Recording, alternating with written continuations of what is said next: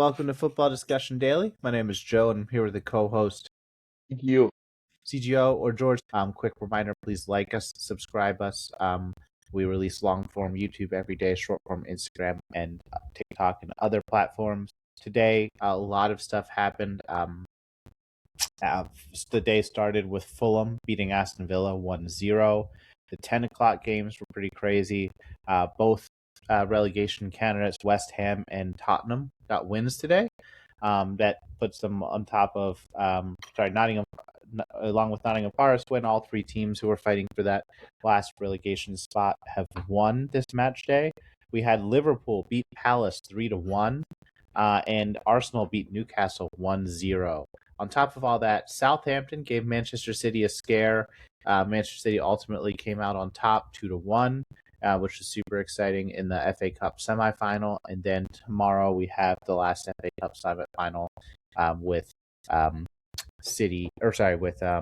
Chelsea against Leeds. Around the continent, we had PSG winning, we had Barcelona winning, and we had Bayern coming back from a 3-0 deficit to win. They are obviously already champions. Barcelona and PSG they would need a catastrophic collapse at this point to not be champions. So for them, there's probably not going to be that much drama. George, let's start off today with the relegation race. A week ago, nothing has changed in the last couple of days, George, in terms of the points and the relativity of these teams to each other. But a win could spur on these teams in different ways. In the last 48 hours, Nottingham Forest has won, Tottenham has won, West Ham has won, again, rising the floor of that points total a little bit higher. Do you feel like this fundamentally changes where we were? It does, because of the impact of the mentality of the club. Well, credit must go to Tottenham first for getting their first victory in 2026 in the Premier League.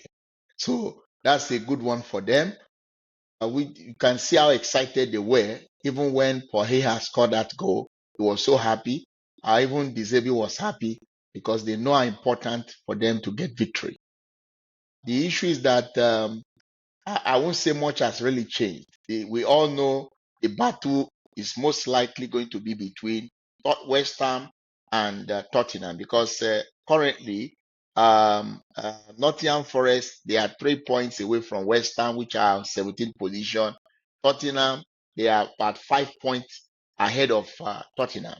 And if you look at the fixture remaining for each of the side, if you look at it, I think Tottenham has a very uphill task to subdue. So it's not going to be easy for any of the teams. West Ham will also be playing some very tough opposition. So when you look at the remaining fixture, you will notice that it's most likely going to be a race between West Ham and Tottenham, trying to see which of them will escape the relegation. But the way I'm looking at it, it will most likely be one of them. George, is this the most exciting relegation race of the last 10 years? I don't know if I would say is the most interesting one because I remember there was a season, I'm trying to remember that season, when Nottingham Forest were almost relegated. I think Nuno Espirito was the person who was in charge of the team and he was able to get them. That particular season was a very interesting one. And then the subsequent season, they were fighting to even qualify for the Champions League.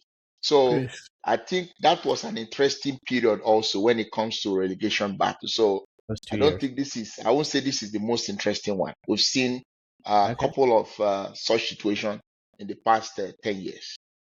I think it's the most exciting because, again, West Ham and Tottenham are two of the bigger clubs. West Ham has gone down a couple times, but Tottenham, this is their first time down in 40, 50 years.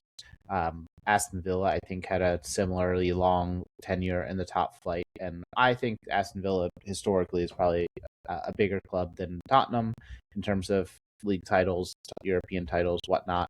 But also Aston Villa probably is the biggest team in Birmingham, which is, big fish, small pond, when Tottenham is probably the third biggest team in London at this point.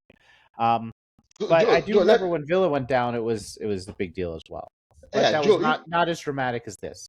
Yeah, Joe, if we are looking at it from the perspective of looking at the level Tottenham as the level people rate them, then I think we can say is the most interesting because nobody will expect a Tottenham to be in this situation. So if we are going based on that premise, that point, I think you are right if we say this is the most interesting because nobody foresaw that at a point like this, a team that is counted as one of the big six will find themselves in this kind of terrible situation. So, based on that reason, we'll say it seems to be the most interesting relegation battle. Yeah, we'll see. I think it's very funny. I mean, I as a neutral, I think it's quite funny to see again just how hilarious, how crazy it's been to see Tottenham just drift the last couple of years. Did you watch the game between West Ham and Everton? It was Everton was almost trying to give West Ham heart attack because they got the equalizer through Drisbury Hall and in the eighth minute, and then a lot of West Ham fans were they were already downcasted. Fortunately for them, at the 92nd minute of the game, Colin Wilson was able to give them the winner. So that really brought the stadium back to life. So it was a very interesting game today at the London Stadium. From what I saw more of the Wolves Tottenham game. It did look like a fairly even game where Tottenham got a goal and Wolves did not. There's also a instance at the end of the game where Kinski made a fantastic save and a free kick that Yes. would have dropped Yeah. United Yes. Tottenham 2 more points that would have put them in terms of. I still think they're more likely than not going down. That would have put them in the probably going down territory at this point of the season. 2 points is huge. So good for them. All right, No, George, let's move on. that was a very beautiful save because if he hadn't saved that goal, that would have been a big disaster for Tottenham. Yes. It was a very fantastic save. I was surprised he saved it. So credit must really go to Kiski. He really did very well. That was a guy that conceded some terrible goals against Atletico Madrid. I don't know if you remember that game, and he was taken off. But you see what confidence can help a player achieve, especially when the coach has trust in you. I think kudos must go to Roberto De Zerbi for giving him this kind of confidence, for him to have put up a performance like this.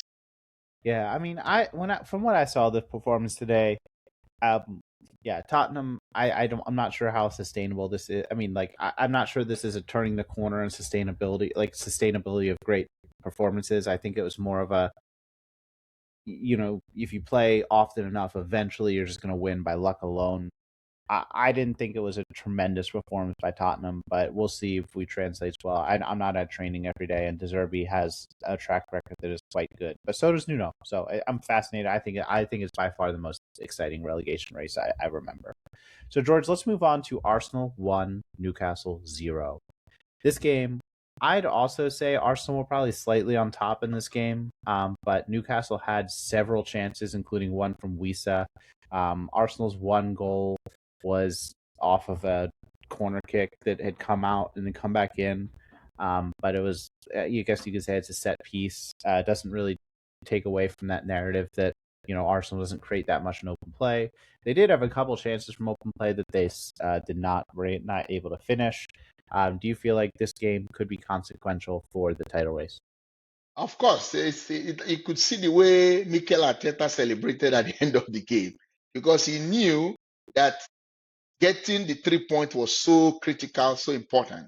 If they had lost it, and you saw the kind of pressure Newcastle gave to them towards the ending of the game. So if they didn't do their defending properly, it could have ended in a draw, and a draw in that game wouldn't have been the best one for Mikel Arteta and his team. And one good thing about Arsenal playing Newcastle, I think they have a very good record with Newcastle when it comes to playing at the Emirates Stadium. I think in the last 14 visit of Newcastle to the Emirates, I think they've lost 13. So that shows you how good Arsenal is whenever they play against Newcastle. But this was a very hard fought victory for Arsenal. Newcastle had a couple of chances, like the one that Wisa had. I think that was the best chance Newcastle got in this game. Everyone expected Wisa to put that ball at the back of the net, but it lost the opportunity. And then there was a time where Victor Goycores would have helped Arsenal to increase the tally when he would have just squared the pass to, I think, Bukayo Saka or so. He failed to do that, and you will see the reason why sometimes Ateta puts him on the bench, because sometimes he plays below expectation. When you see coaches bench some players, sometimes you don't blame them, because the way things are currently, Kyle Havertz is more preferred currently than Victor Gyökeres. But due to the injury he sustained in the game, they have to pull him out, and then Gyökeres came in. I expected much from Gyökeres because I knew Declan Rice had similar opportunity when they played Chelsea in the Carabao Cup semi-final, second leg, and he immediately gave a nice pass that Carabas got and scored against Chelsea. So I expected him to do the same thing today. Declan Rice is a better player than Gyökeres. But George, what about the incident where Nick Pope made a tackle? I believe it was on Gyökeres on the sideline, yes, and Tial was covering, but it was on the sideline. He was doing Nick Pope made a tackle. It clearly was no play on the ball, and he got a yellow card. And it was controversial because a lot of people thought it should be a red card. In your head, is that incident a red card? If you look at the distance of Thiaw, the distance where he was when the incident happened to where the ball is, you see that he was closer to the ball than Gyökeres would have. Than Gyökeres. So I think that was the reason why a red card wasn't given for that. Because if probably Thiaw was a bit distance from the ball, then a straight red card would have been given. I think the referee was fair. If you ask me, that shouldn't be a red card. A yellow card was a fair punishment to be given to the Pope. That's my own understanding. I mean, and Arsenal can't really go back and complain and say, oh, like it influenced the result because Arsenal got all 3 points. And I honestly think last week Gabriel's incident might well have gotten off with the yellow card as well. I'm with you though. I agree. It's if that's a whale out on the sideline, TL would have gotten that goal, that ball. The angle was very acute for any chance. And Nick Pope, again, I think a yellow card is completely fair, and I think that he did that intentionally, knowing that. So glad we're on the same page, George. So with the way things are going now, because Arsenal's next game will be against Fulham, what do you think Arsenal they're on the right path? Because when people say, "Oh, Arsenal has bottled it," I don't think they've bottled anything because the league is still open. The only thing is that they've allowed Manchester City to catch up with them. I don't think at this point we can say Arsenal has bottled the league. No, they haven't bottled it. If they had played a draw today, then probably we'll say, okay, they've bottled it because now a win for Manchester George, City. There's 5 games left, and Man City is not going to win 5. I'm gonna be There's going to be opportunity for and Arsenal's not going to win 5. I've said that.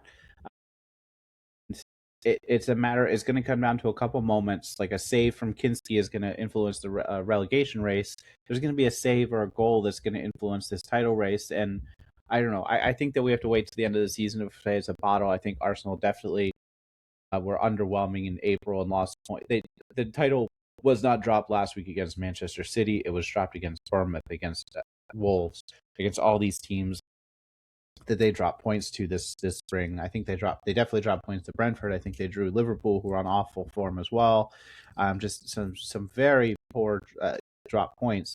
And again, part due to the strength of the league, part of that's due to health. There's just a lot of reasons, and I think that the Arteta will be in trouble if they end this season trophyless as well. There's just much quality. There's too much hope. There's too much hope in the March for them to end up trophyless again, and that some of that ultimately has to be a reflection on Arteta and the mentality is instilled in this team. But I'm going to wait till the season ends before I say anything about bottling, because again, there's a lot of football left to be played, and there's a lot of talent on this Arsenal team. Like, a lot of these guys are strong mentally. Declan Rice is not a bottler. So sorry, go on. So how do you assess the performance of Bukayo Saka, who came back from injury, and I think he came into the game in the second half? How do you assess his performance in this game? I saw it. I've seen games where Saka takes over. Today was not one of those days. I've seen Saka today. Saka put in a shift. He didn't do anything crazy. He didn't do anything bad. He came in when Arsenal were already up, and I know I felt that it was a average performance from him, probably below his standard, but still decent. I mean, well above the average right winger in this league. I don't know. What do you think, George? No, I think he added some kind of bites in the attack. If you look at compared to what Madueke did in terms of end products, I think he was able to make some kind of dangerous moves and then gave some kind of pressure on the Newcastle defense, especially at the early part when he came in. He made a lot of positive moves. Yes. But let me say, maybe as the game was progressing, then he started losing the steam. But the early part when he came in, he made a lot of great impact that would have possibly even resulted into a goal. So I And I, think his performance as somebody who has been out for some time, coming back, I think it wasn't a bad performance from him. He can and only improve with time. And I think Madueke has been a great signing for Arsenal. I think it was not smart of Chelsea to let him go. He can cover both wings decently well. This is the type of game last year they'd throw in somebody not as good as Madueke on the right, and basically, yeah, uh, Madueke was looking dangerous all game, and of course not as good as healthy Saka, but he can put in a shift better than quite a lot of players in this league, and I with you, like George. Good No, signing. Good performance. like you said, Noni Madueke is somebody, is a very good backup. Uh, he's a player that can be a very good backup to a very outstanding player like Bukayo Saka, because when it comes to consistency, that's where Bukayo Saka is ahead of Madueke. So having a player like Madueke is a good player, but not that extraordinary, or I won't put him at the same level like Bukayo Saka. So when you have such a There are player as not a many back, players on the same level as Saka. Salah last year was higher, but this year is not. It's crazy how things shift. But Saka is probably the best right wing in the league now, with Salah declining. I watched today's game, a lot of the Liverpool game today, and Salah. There's a couple of passes on the first goal that Isaac scored. I think Salah had tried to pass it in the center at the start of that play, and I'm like, that's the pass that Salah would have made a year or two ago, and was not able to today due to, I don't know, even his legs being 1% of 1% slower. That matters at this level, because he's that matters at this level. But I saw Salah do having a poor performance today. And I think that Saka is the best right wing probably in the league right now. yes. So that's the reality. I'm happy that he's back from injury and we can get to see more of him. I'm sure even Thomas Tuchel, who was there at the stadium today, I'm sure he will be happy that Bukayo Saka is back because of the World Cup. So Mm-hmm. we look forward to see what he can do for the English team at the World Cup. I think it'll be exciting. Harry Kane scored again today, part of that comeback. He had 58 goals now in the season. Very impressive. He's probably the best pure number 9 in the world, going into the World Cup. And England has, Declan Rice. I'm excited to see him play for England, and Elliot Anderson. And there's just a lot of good players in this England team. So, No, honestly, Harry Kane is a beast when it comes to scoring goals. You can imagine at his age, he's not backing down. Still very prolific, especially in front of goal. And one thing I like about him is not only about scoring goals, his link up play is something that is very exceptional. You don't find most center forward who have that kind of skill set that he has. Let me say that's the cutting edge he has over players like Erling Haaland, if you ask me. When it comes to link up play, when it comes to making, giving assists, that's where Harry Kane has an advantage over players like Haaland. So I'm so happy that they, from 3-0 down against the men's, they considered 3 goals in the first half, ended 3-0. And then second half, we saw Bayern Munich come out and they were able to turn things around, and it ended 4-3. So credit must go to them and to Harry Kane for scoring the winner and Of scoring his course. 58th goal of the season. That is in all competition. That's quite Of course, remarkable George. for him. It's quite remarkable, and we got to close out, George. And and hopefully they'll translate that form to Champions League and score a bunch of goals and have another exciting semifinal. Let's close out with number one. Does this week's performances, the wins from all the relegation contenders, change how you view this title race? Number two, do you feel like either Arsenal or Man City will win out? I've said that they both are going to lose points. George might think it's a possibility at least one will win out. Let us know your thoughts. Arsenal, is there a chance Arteta leaves if Arsenal does not win a trophy this season? That's something that I floated out there on the podcast. Would love to know what your thoughts are. And last question, what is your prediction for the Leeds-Chelsea game tomorrow? Let us know your thoughts. Thank you for listening.